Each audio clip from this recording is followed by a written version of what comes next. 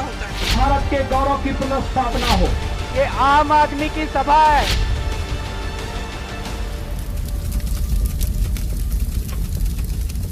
हमारे जो सामने जो प्रत्याशी हैं, आपने बात सही कहा कि उनके पास धन बल है, वो बाहुबली है। लेकिन आपको शायद दिख नहीं रहा है कि आपके सामने जो ये मजलिस का कैंडिडेट है 388 उत्तरी विधानसभा, जिसका नाम हरीश मिश्रा है, बनारस वाले मिश्रा जी के नाम से मैं जाना जाता हूँ पूरे देश में। उनके धन बल और उनके बाहुबल का मेरा जो टक्कर दिया जा रहा है वो जज्बात का है, मुकम्मल तेवर का है, एक क्रोध का है, जलालत के खिलाफ। बनारस के बारे में जानते नहीं हैं। फिर बनारस बाबा विश्वनाथ की नगरी है। यहाँ कौमी एकता का एक बड़ा प्रतीक है और इसीलिए हमारे बुजुर्गों ने बनारस का शहर का नाम जो था वो बना हुआ रस यानी बनारस रखा गया है। रही बात प्रधानमंत्री की, बनारस बाबा विश्वनाथ की नगरी है। यहाँ एक कहावत कहा जाता है कि कोई भी भिखारी खाली हाथ नहीं जाता। नरेंद्र मोदी जी अपने भाषणों में पिछले 7 सालों से उन्होंने कहा कि मैं 35 साल भीख मांगा। बनारस दयालु शहर, बनारस ने उनको भीख में सांसद बनाया और भीख में देश का प्रधानमंत्री बनाया। ये वो बनारस है।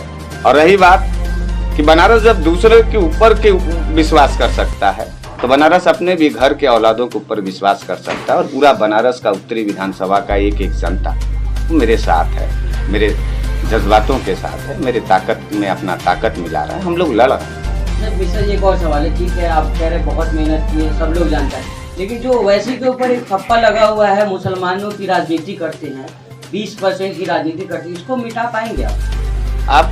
आपने सवाल बहुत अच्छा किया कि मजलिस सिर्फ और सिर्फ मुसलमानों की पार्टी, और उस सवाल पर करारा तमाचा ये बनारस वाले मिश्रा जी है। मेरे माथे पर हमेशा टीका रहता है।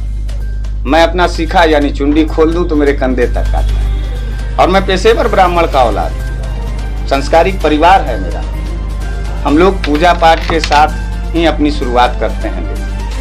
तो एक बात बताइए, बनारस के अंदर ब्राह्मण कम्युनिटी का लड़का ओवैसी साहब जो है उसको कैंडिडेट बनाते हैं, और मुझे जिसने टिकट दिया, आपको मालूम होना चाहिए कि हमारे जो पार्टी के राष्ट्रीय महासचिव श्रीमान पवन राव अंबेडकर जी, वो जाति के दलित हैं।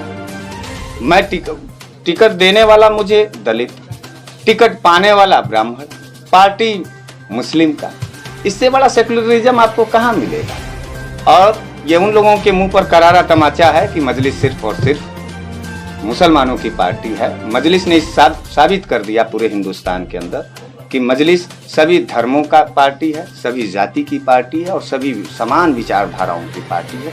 जो भी मजलिस को ज्वाइन करना चाहता है उसके लिए मजलिस का दरवाजा खुला हो। जैसा कि इत्तेहादुल मुस्लिमीन के ऊपर ये आरोप लगता रहता है कि भारतीय जनता पार्टी के बी टीम है, तो इस नैरेटिव, इस परसेप्शन को आप कैसे चेंज कर पाइएगा? 10 तारीख को आपको जवाब मिल जाएगा। अगर बी टीम होता तो बनारस वाले मिश्रा जी को मजलिस कैंडिडेट न बनाता। बी टीम तो कांग्रेस पार्टी साबित हो गई हमारे विधानसभा में, बी टीम तो समाजवादी पार्टी साबित हो गई। भारतीय जनता पार्टी का सामना करने का हिम्मत नहीं था समाजवादियों को, कांग्रेसियों को, सड़कों पर लड़ने का भी ताकत नहीं था। आप पता करिए पूरे बनारस के सड़कों पर अकेला नौजवान, जिसे आप लोग बनारस वाले मिश्रा जी के नाम से जानते हैं, हमने बनारस के सड़कों को गूंगा और सुना नहीं होने दिया। हमारे जो ताकत थे, हमारे जो जलालत के खिलाफ के जो सवालात थे, उसको लेकर के हम लोगों ने सरकारों से लड़ा और मजलिस ने उस आदमी को दिया टिकट। आपको मालूम होना चाहिए मैं कांग्रेस पार्टी का वर्कर था। लास्ट टाइम में कांग्रेस पार्टी ने बनारस से डर करके अपना मैदान छोड़ने का काम किया। मजलिस के लोगों ने, हमारे माननीय जो यहाँ के जिलाध्यक्ष हैं, हमारे माननीय प्रदेश अध्यक्ष और हमारे माननीय बैरिस्टर असद ओवैसी साहब ने हमारी ताकत, हमारे संघर्ष का मूल्यांकन करते हुए मुझे बनारस में एक मुकम्मल कैंडिडेट के रूप में उतारा है। और आज उत्तरी विधानसभा का आप सर्वे करिए, शिकस्त कौन दे रहा है वो आपको सामने आएगा कि मजलिस उभर करके सामने आई है। तमाम उन क्षेत्रीय दलों के बावजूद मजलिस भारतीय जनता पार्टी को हराने जा रही है। तो कैसा है और कैसा भी? आपका कई लोग, आपकी पार्टी पर कई लोग आरोप लगा रहे हैं कि आप मुस्लिम के वोट को बांटना चाह रहे हैं, आपकी पार्टी और आप हम तो मुस्लिम और हिंदू को एक साथ जोड़ना चाहते हैं। इससे बड़ा कौन सा पुख्ता प्रमाण होगा? आप बताइए, बनारस के अंदर जो कौमी एकता है, जो गंगा जमुनी तहजीब, टीका और टोपी का मोहब्बत किसी को रास नहीं आ रहा, इसीलिए वो लोग जल रहे हैं। और इन सब फालतू बातों पर जवाब ध्यान मत दिया करिए। आप गेम ब्रेकर बनेंगे या गेम चेंजर?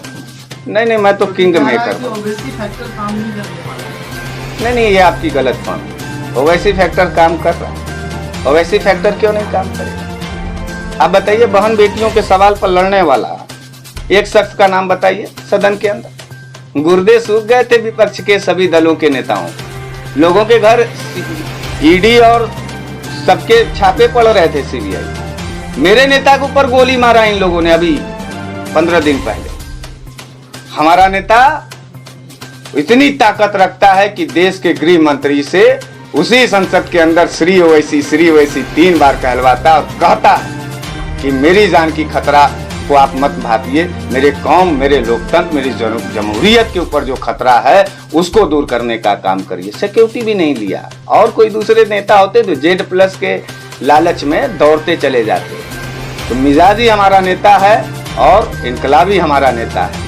भारत और भारतीयता की बात करने वाला हमारा नेता है। और मुझे अपने नेता के ऊपर गर्व है, इसलिए मैं मजलिस में शामिल हुआ हूँ। और हम बाबा विश्वनाथ के नगरी में टीका और टोपी का जो मोहब्बत का जो सबसे बड़ा तस्वीर है, उसको 10 तारीख को साबित करें। सर जी, अगर आप जीत के आ गए तो अपने क्षेत्र में क्या तब्दीली लाना चाहिए? देखिए, क्षेत्र की तब्दीली की बात छोड़िए। इस समय जो नफरत का भट्टी बनाने का काम किया जा रहा है पूरे देश के अंदर, मजहबी नाम पर, हिंदू और मुसलमान के नाम पर, अगड़े और पिछड़े के नाम पर, एक नेता आपको ऐसा होना चाहिए जो नेता इस सदन में भी खड़ा होकर के कहे कि नहीं, इस देश में बाबा भीमराव अंबेडकर जी के संविधान का लिहाज और लाज रखना चाहिए।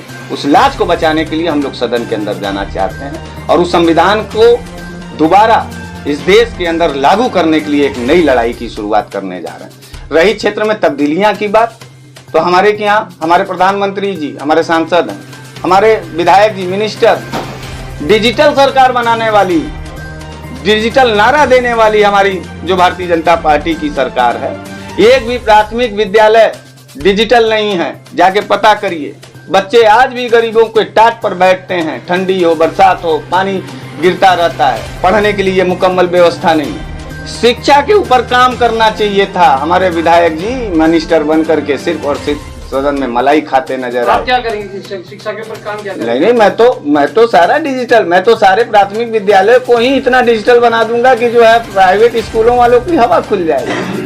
अभी कोरोना काल में जबरिया प्राइवेट स्कूल के लोगों ने आम परिवार के लोगों का जबरदस्ती वसूली किया। लोग केशव प्रसाद मौर्य से इसी बनारस में बहस कर रहे थे, बात कर रहे थे कि पैसा नहीं है जेब में, कोरोना काल, धंधा पानी बंद हो चुका है, प्लीज स्कूलों का वसूली बंद करिए। मुख्यमंत्री डिप्टी सीएम केशव मौर्य जी ने हाथ जोड़ करके कहा कि हमारा कोई बस नहीं चलने वाला। तो ऐसे लाचार मुख्यमंत्रियों और ऐसे लाचार सरकारों की कोई जरूरत नहीं है। हम लोग जैसे झेल रहे थे आगे भी झेलेंगे, लेकिन लड़ेंगे और मुकम्मल लड़ाई। मिश्रा जी, आखिरी चरण में बनारस में चुनाव है, फाइनल मुकाबला होगा। वो बनारस वाले मिश्रा जी किसके खिलाफ मैच ज्यादा खेलेंगे? किसके खिलाफ मैच कहाँ खेलना?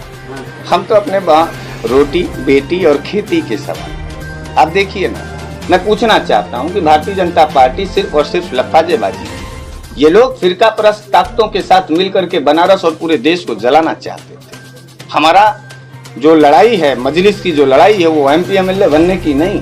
हम लोग अपने इस देश को बचाना चाहते हैं। अब बताइए कि नोटबंदी से कौन सा फायदा हुआ? कितने लोग नोटबंदी से बहुत अच्छे से उनका खुशहाली आ गया उनके घर में। दूसरी बात, आप बताइए, GST से हमारे जितने भी व्यापारी हैं आत्महत्या करने के लिए मजबूर हो गए। GST का कोई फायदा नहीं हुआ।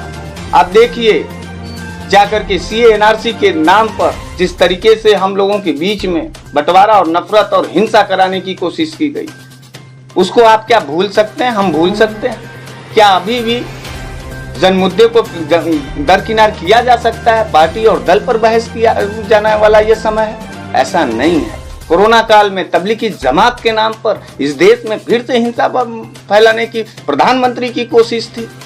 आप देखिए जाकर के इस किसान आंदोलन में, देश में, जिसे इस देश में धरती का दूसरा भगवान अगर कहा जाता है तो किसान कहा जाता है। किसानों को आतंकवादी और गद्दार कहा गया।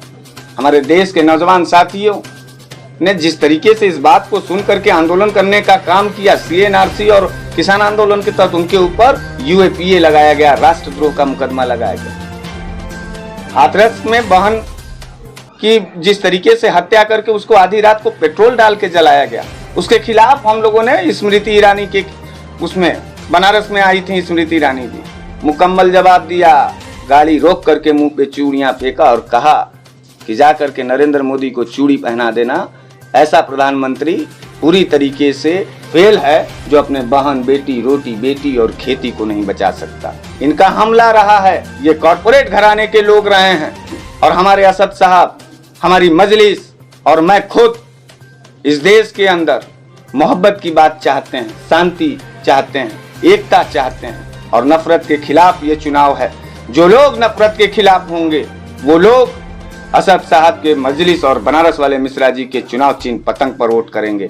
बाकी 10 तारीख को चुनाव खत्म होगा, 11 तारीख से फिर मजलिस पूरी ताकत के साथ विपक्ष की भूमिका में इसी बनारस के सड़कों से और लखनऊ तक का जो है यात्रा तय करेगा। और आप देखिएगा कि अगले 5 साल तक अगर विपक्ष की प्रमुख भूमिका कोई निभाएगा तो असद साहब, अब असद ओवैसी साहब के नेतृत्व में मजलिस निभाएगी, हम लोग निभाएंगे। पंजाब को लेकर के जो कर्नाटक से विवाद शुरू हुआ था, उसका इस्तेमाल जो है वो उत्तर प्रदेश की पॉलिटिक्स में भी हो रहा है, इसको आप कैसे टैकल करिए? टैकल क्या करना है, टैकल वैकल नहीं करना है। बहन बेटियों का इज्जत का सवाल है। मैं उसे नामर्द समझता हूं जो लोग बहन बेटियों की इज्जत के साथ खिलवाड़ करते हैं। और जब गरीब गुरबा का परिवार का लड़का जब सड़कों से निकल के सदन तक जाता है ना, तो उसको सड़क ही प्यारा नजर आता है। और मेरा घर, मेरा जज्बात, मेरी ताकत सड़क से बनी है और मैं सड़क कभी छोड़ूंगा नहीं।